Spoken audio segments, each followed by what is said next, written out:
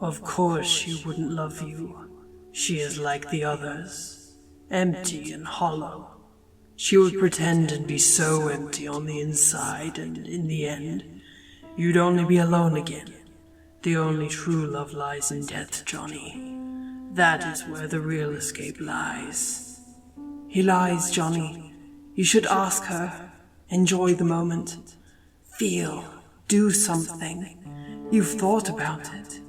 You know you want to. It will be beautiful. Johnny was sitting on the couch, paralyzed with indecision as the combating voices argued in his mind. He sat near the phone, tapping one claw-like finger as he waited for one of the doughboys to present a truly convincing argument. So far, they were arguing each other to a standstill, and Johnny still did not know what to do. She can tolerate you, Johnny. You know she can. She isn't like the others. You've seen her. You've watched her. You know what she says. She's real. Ask her. Remember the other times? Johnny did remember, and this gave Mr. F an advantage. He almost smiled. The other times. It was beautiful then. You were happy, remember? This won't be any different. Ask her. You're lying to yourself, Johnny, and he only lies to you as well. Of course she'll be different.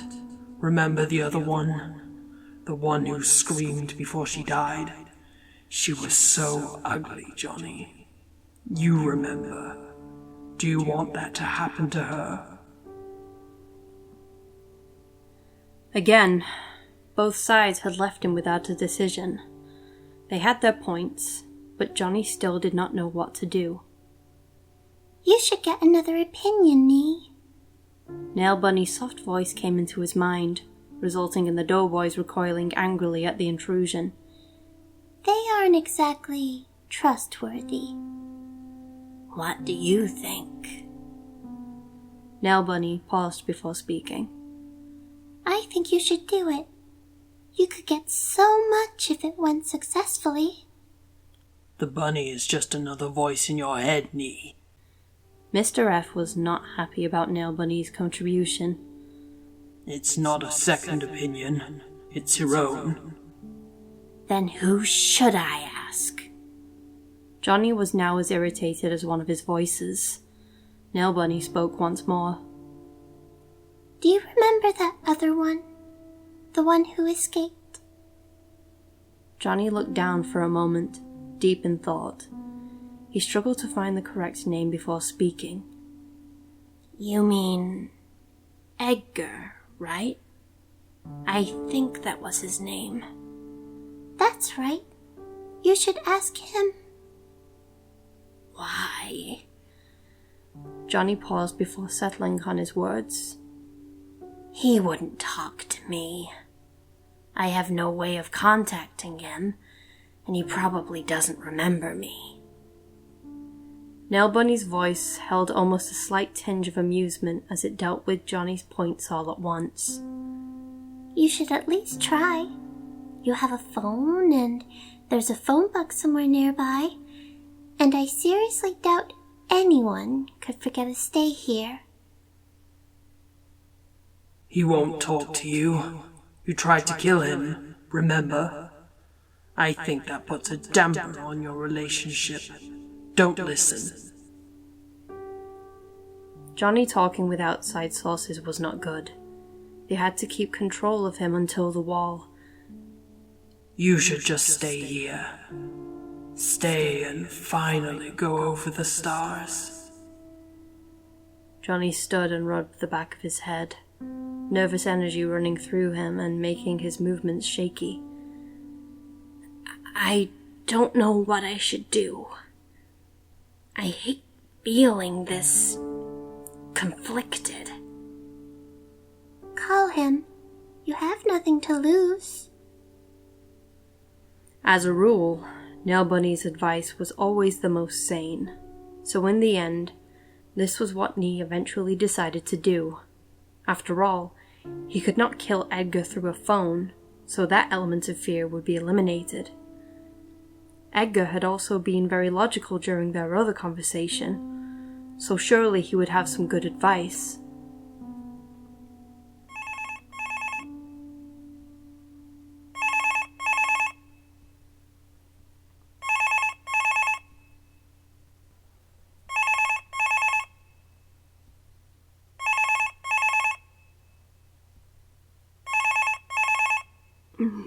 Hello?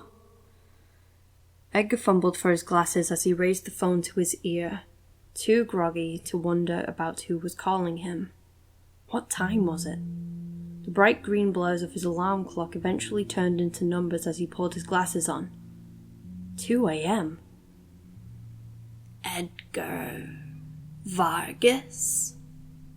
Blind panic surged through his body at the familiar voice, and he jerked around, eyes immediately flying to the nearby window. He fully expected to see Johnny standing there with a huge cell phone, smiling and holding someone's head, but he was disappointed in this regard. After giving his fear a bit more conscious thought, he found he was being utterly ridiculous. Meanwhile, time was zipping by. Quick, Edgar, think of something to say. What time is it? Brilliant. It's not important. Johnny's voice was crackly and faint through the phone speaker. How did he get his number? He fumbled for the light switch, then thought better of it. I have to ask you something. Edgar, his body still trembling from adrenaline, fell back onto his bed, staring up at the ceiling helplessly. Why hadn't he hung up? With a sigh, he took his glasses off and set them to one side, rubbing at his temples. He responded slowly, his words slightly slurred from sleep. All right. What? There was a pause from the other end of the line, almost as if Johnny had not expected him to agree. Edgar was still groggy and not sure of what he was saying. That had to be why he hadn't hung up by now. I'm not sure whether... Johnny paused, and a sound came through the speaker. It was a kind of angry hissing, and Edgar got the impression that Johnny was probably cursing or speaking to himself. I'm thinking of talking to this girl I seen at the bookstore. And... Edgar wasn't thinking when he responded so quickly, too tired to alter his natural responses for him. Johnny apparently did not expect this either and paused again. I'm not sure whether I should or not. Edgar opened his mouth to ask why, but thought better of it. At this point, he was so exhausted he just wanted to go back to sleep, thus his brain logically deduced the quickest way out of the conversation. I would do it. She sounds like she must be nice if you don't want to kill her. Johnny was silent. Edgar rubbed at his eyes again, feeling as if he had again signed his own death sentence. But it was only a phone. He couldn't get stabbed through a phone. I would give it a try. You've got nothing to lose. Really. Look, call me later. Maybe at a... Edgar wanted to say sane, but quickly replaced the word. He reached over clumsily for his alarm clock on instinct to see what time it was before remembering he wasn't wearing his glasses. His hand again returned to his forehead. Some other time, if it works out. All right? Edgar was only moments away from hanging up, but he wanted to at least hear what Johnny had to say. Maybe just an affirmation that Edgar would be dead by the morning. Okay. Johnny's voice held a sense of acceptance, something that Edgar found strange. No argument at all. So maybe he wouldn't die. Weird.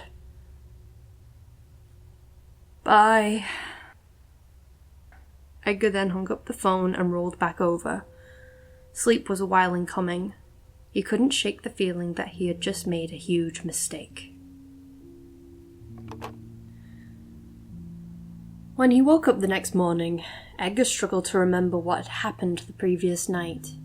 He ran through the conversation he had had with Johnny with the same kind of disbelieving surprise he had experienced when he escaped his house before. How on earth did this keep happening to him? He was perhaps the most average guy he knew of. He had no outstanding features or beliefs, and yet, somehow, he managed to keep getting into these absolutely incomprehensible situations. As he remembered bits and pieces of their phone conversation, Edgar suddenly felt guilty. He had given Johnny advice which he apparently had planned to follow. However, he had not considered the ramifications of doing so. Whoever this girl was that Johnny seemed fascinated with, Edgar was fairly sure she was probably dead. Johnny was not a stable person, and he doubted that anyone could stay alive in his presence for long. The fact that Edgar himself had survived was a testament of pure, dumb luck. He doubted that this girl would be so lucky. Then again, maybe she would be just what Johnny needed. Maybe she could make Johnny moderately sane, or at least sane enough not to kill her. Edgar kind of doubted it, but he did not rule it out as a possibility. He did not know Johnny's number and had no way of getting it, considering Johnny's peculiar invisibility on a larger social scale. Johnny had been infuriatingly vague about the bookstore's name or location, and even the name of the person he was interested in. Edgar had nothing he could do, except maybe search each of the nearby bookstores systematically. However, he was not entirely excited by the thought of seeing Johnny again. He'd escaped death once. He did not want to run into him again. So Edgar waited. Days went by and Edgar went to work, did menial tasks, and basically accomplished nothing of any lasting importance. Typical for Edgar. What jolted him out of the normal routine he was finally slipping back into was another phone call. He picked it up hesitantly, already guessing at who would be at the other end. No one called him. His life was surprisingly and conveniently empty. As he had stated before, Johnny had come very close to ending it. Hello? Edgar. Johnny. The thorns in his voice were present, even over the phone. Edgar ran a hand through his short hair awkwardly, still nervously looking around the room. It seemed rather early for Johnny to be calling him. It wasn't even midnight yet. Hello? There was a silence from the other end of the line, and Edgar again felt a growing sense of unease. How did it go? He winced. He was not sure if he even wanted to know. Another pause from Johnny almost provided a non-verbal answer, but a more explanatory one came shortly thereafter. Not too well. Something dangerous in his tone warned Edgar that this was the ultimate understatement. He noticed at this point Johnny almost seemed to be wheezing or lisping. That was peculiar. How so? What happened? You idiot, don't ask. He could hear Johnny breathing on the other end of the line, then what sounded like a moist cough. Things didn't work out quite like I planned. Another vast understatement. Edgar steeled himself, then finally spoke, his voice again taking on the calm and level tone he had used with Johnny before. Is she dead? Another long pause. Johnny's response was quiet and interspersed with another moist cough. Actually, no. Edgar was almost as confused as Johnny sounded. Wait. No? No. But it didn't go well. No. Confusion. So, what happened exactly? The sudden realization of what he was doing hit Edgar as Johnny took a breath to explain. Why am I talking to him? He tried to kill me. Why aren't I hanging up? Johnny paused for such a long time at this point, Edgar almost wanted to ask if he was still there.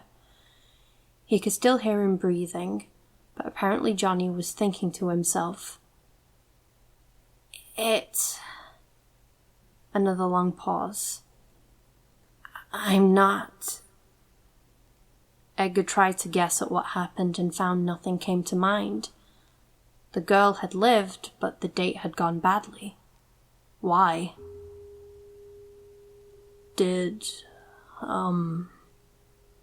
Now he felt awkward that he interrupted Johnny's silence. That was a first for him.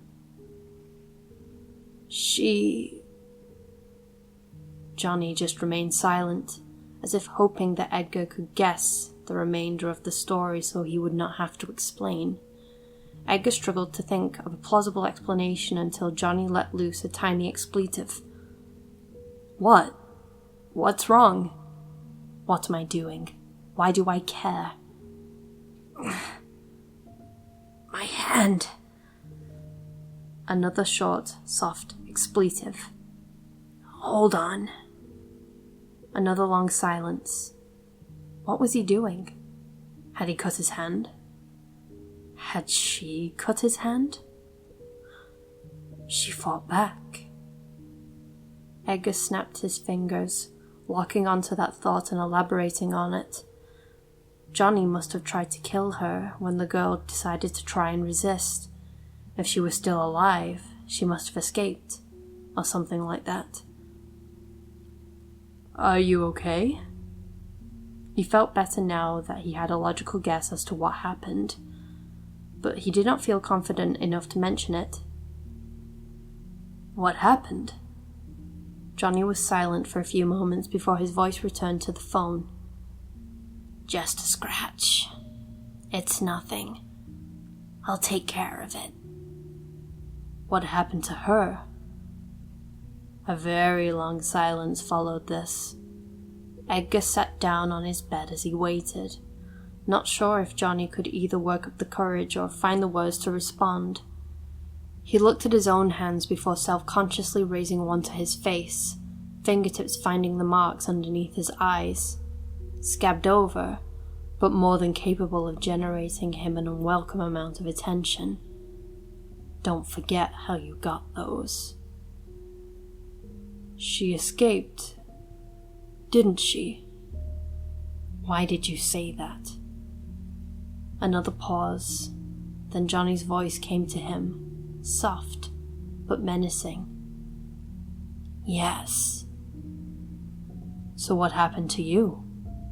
Following his original hypothesis, Johnny had to be injured in the ensuing scuffle. Feeling a bit more emboldened at such a non-threatening answer, he waited with slightly less fear for Johnny's response. It was a long time in coming. Goodbye, Edgar. There was a click. Edgar pulled the phone away and stared at it in confusion. Unable to come up with any reason other than Johnny's relative instability, Edgar shrugged and hung up the phone, sighing and holding his head. Hopefully, this would be the last he would hear from him.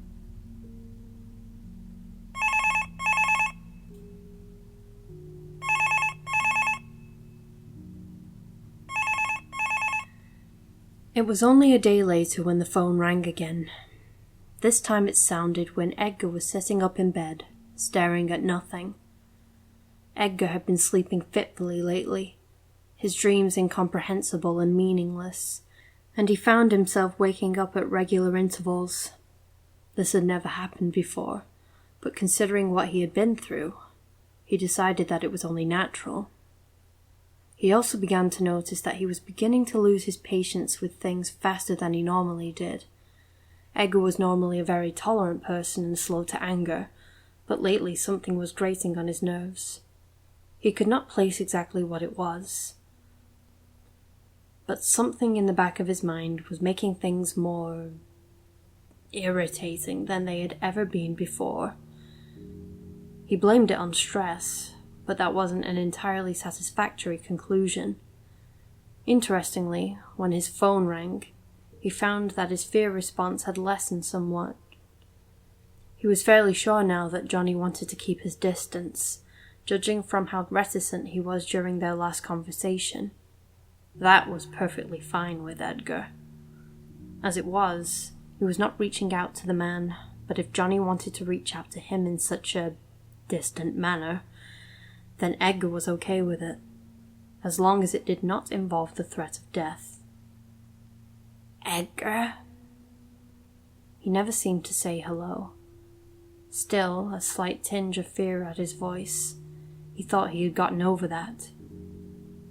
Hello, Nee. Johnny was silent for some time, apparently thinking of something to say, or trying to remember what he was going to say in the first place. Edgar was becoming used to these long pauses and sat down, letting his eyes rove lazily over the room as he waited. What are you doing? That was peculiar. Johnny had never showed interest in anyone's life but his own. Edgar warily tried to think of an appropriate response. I was sleeping. Edgar smiled at his own words. But I'm awake now. You don't want to know. Don't you say a word. So what are you doing? What's wrong with you? There was another pause from the end of the line. He could hear a faint rustling and guessed that maybe Johnny had run a hand through his hair or rifled through some papers. Or something. I'm thinking. That came as no surprise. What happened? You idiot. About what? Not what happened. People. Ah. Edgar recalled Johnny asking him that simple question that Edgar had no answer to. He guessed that the man had again become some unknowing victim to humankind, at least in his perspective. Edgar had troubles believing that every person that Johnny killed had personally wronged him in some way. After all, he hadn't done anything to Johnny and had received 2 lovely scars for it. How so? Johnny paused. First they talked too much. Then they kind of made sense. Edgar had to think about this for a moment before he could realize how strange it would have seemed to Johnny. Made sense? Was it something like... No, don't mention it. That would be awkward. Was it something like me? Like how you didn't want to kill me? Great. A shorter pause this time. No. So far no one's been... Johnny paused again. I haven't found anyone like you lately. Edgar took that as the closest thing Johnny could get to admitting he was wrong. But these people... Johnny's voice took on a dangerous edge, one that Edgar recognized easily. These people just wouldn't shut up. And after a while I almost heard things that almost made sense. No wonder he was confused. They made you feel bad about killing them? You're just not getting better at this. No. Johnny hesitated for a moment. They made me think about myself in a way. It was uncomfortable. How to respond? Think quickly, Edgar. I guess I can understand that. Brilliant. Again, Johnny drifted off, almost as if into his own thoughts, but Edgar found it easy to complete the sentence. Again, I guess that's kind of understandable. Edgar winced at his own words, but he did not feel comfortable lying about how he felt about Johnny's homicidal tendencies. But he did not want to make Johnny angry. How to phrase this? It's difficult to really look at yourself. You should write fortune cookies. Shut up. It took him a minute to realize he'd been talking to himself. I'm thinking of maybe going out to get something to drink. Edgar's eyes widened and he sat up properly, again looking out his window nervously. This couldn't be an invitation. Please don't let it be an invitation. Focus on the more present problem. Encourage him to go and possibly kill more people, or tell him to stay home and quietly go insane. How long has it been? What kind of question is that? I don't know. Another slight pause. Time. It's hard for me to keep track of things sometimes. Interesting you would keep track of me. Why did you say that? You're doing a lovely job of making your own news here, Edgar. Shut up. Johnny was silent for a while. He paused again, apparently planning out his words a little better. Why did you? You just killed yourself. Edgar struggled to think of some way to raise the question. I think you should go. Why? Oh. Johnny paused again. Think so? No. Why not? You wouldn't... Well, there wouldn't be too much interaction, I think. What about the clerk, you idiot? Shut up. It wouldn't take too long either, and you do need to eat, so I guess you should do it. Oh. Johnny almost seemed confused. It had been a while since he heard that tone, very reminiscent of when he escaped. How long ago was that? Is it all right? Johnny paused again, and Edgar leaned back onto the bed, closing his eyes and sighing. How long would it be this time? A few minutes. A few minutes. This late at night. No one really... is it all right? To keep calling me?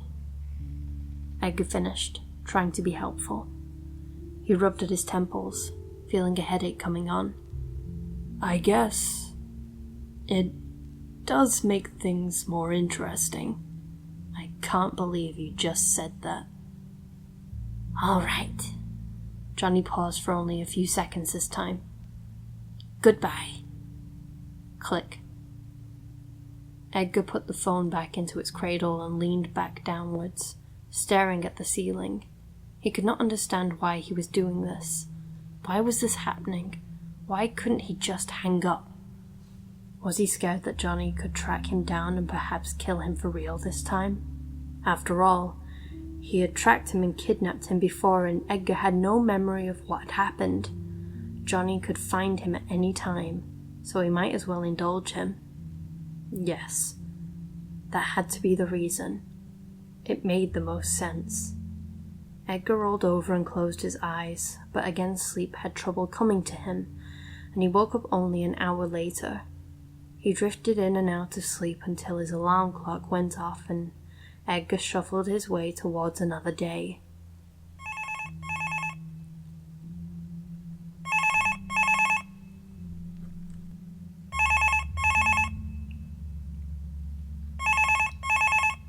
The next night, the phone rang again. Edgar had finally fallen asleep for once, and the ringing of the phone proved to be extremely irritating. He rolled over and grabbed it, mumbling a quick greeting as he fumbled for his glasses. "Hello?" Edgar. Pause. I killed him. Edgar was not surprised, only sighing in what he found to be a vaguely disappointed way. The clerk, right? Yes. Edgar put his glasses on, staring at his dark room as he shifted himself upwards in his bed. Johnny actually sounded almost pleased. Why? He didn't give me what I wanted, but actually that was okay because they had cherry fizz whiz instead. Edgar hadn't heard this manic tone in a while. Johnny paused as if in thought for a few seconds. I wish I knew that before I shot him. Edgar sighed, rubbing at his head once again. Another headache. These were getting more and more frequent. How can he not feel bad about this? He's insane, you idiot. You sound happier than usual. Do I? Johnny now sounded genuinely confused. I did get fizz whiz, so why not? Just as Johnny seemed to immerse himself in his own depression at times, it seemed he was enjoying his momentary happiness with the same abandon. I guess I am happy. Well, that's good to hear. Edgar tried to keep his thoughts off of the dead clerk. It's nice to know that things are brightening for you, I guess. It was late. That was his excuse. They won't stay this way for long, but it is nice. He heard a slipping noise on the other end. Things never stay nice for me. That's kind of why I killed him, now that I think about it. Edgar sighed to himself. Just frustrated? Interesting guess. Yes. Slight pause. Yes, that's what it was, I guess. I don't like guns. Why'd you shoot him then? As if it wasn't blindingly obvious. It was there. Edgar rubbed at his eyes for a moment, struggling to stay awake. He had finally drifted off to sleep, and despite the nature of what Nee was telling him, he still felt rather tired. I guess that makes sense. Johnny was silent for a little while. I guess I just wanted to tell someone. An interesting thought struck Edgar. Was Johnny lonely? Was that why he kept on calling him? No. He wanted advice. That was why he spoke with him originally. Why would Johnny be... No, that was a question with an obvious answer. Johnny killed everyone he got near in one way or another. Of course he was lonely. He could hear the smile in Johnny's voice. It does get kind of boring just talking to yourself. Right, Edgar mumbled, although he still felt very unsettled. The thought of Johnny being lonely. Why did that bother him so much? What if Johnny wanted to see Edgar again? What if he woke up and found Johnny in his room? This wouldn't have happened if you just hung up originally. What he had said to Johnny had been true. These phone calls did make his life more interesting, but Edgar was not sure that was exactly what he wanted. You seem like a nice person. Edgar recalled Johnny mentioning this before during their initial conversation. I'm glad I didn't kill you after all. When Johnny seemed cheerful, he talked more. Edgar ran a hand through his hair again nervously, glancing out the window. Yeah, me too. God, that's awkward. Edgar winced at his own words before trying to bring attention from them with a short laugh. Sorry, it's kind of late. I'm probably not making a lot of sense. No, that's okay. I know. Shorter pauses now, fewer in number as well. You do make sense, sometimes. Coming from Johnny, that was a compliment. Thanks. The pauses abruptly returned, but Edgar imagined that Johnny probably had the same confused look on his face that he had when Edgar had originally thanked him. If you don't mind, Edgar fell back onto his pillows, pressing his arm against his eyes. It's kind of more pleasant to talk to you when you're like this. Silence. Edgar winced, wondering just what it was he had just done. You know, when you talk back. Edgar, again, laughed in a way that he hoped would emphasize the intended levity of his words. Silence for a short period. It's... Slight hesitation. I guess. Sorry. Edgar stifled a yawn.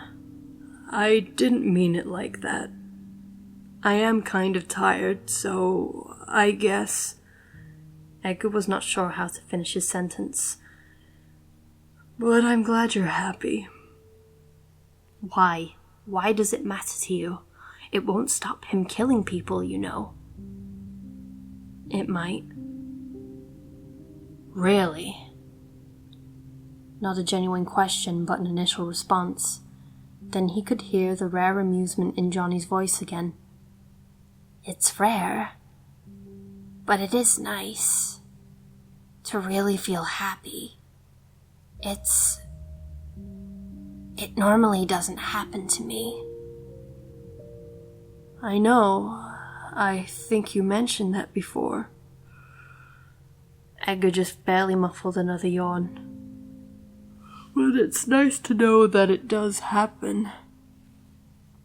Now let's all skip off to Gumdrop Land with the happy magic elves.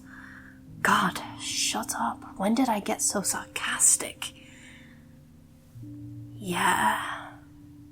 Johnny trailed off, although he did sound satisfied. The awkwardness that was previously present in his voice was gone now, but Edgar was not sure how long this would last. I guess. I'm really tired though, Nee. Edgar hoped that Johnny would not take this the wrong way. I just got to sleep recently. I've been having trouble sleeping lately. Don't tell him about yourself. Why does it matter? Oh. Johnny sounded thoughtful for a moment. Edgar sighed and rolled over to face the phone, prepared to hang up. All right. I hope I didn't ruin his good mood. Bye, Nee.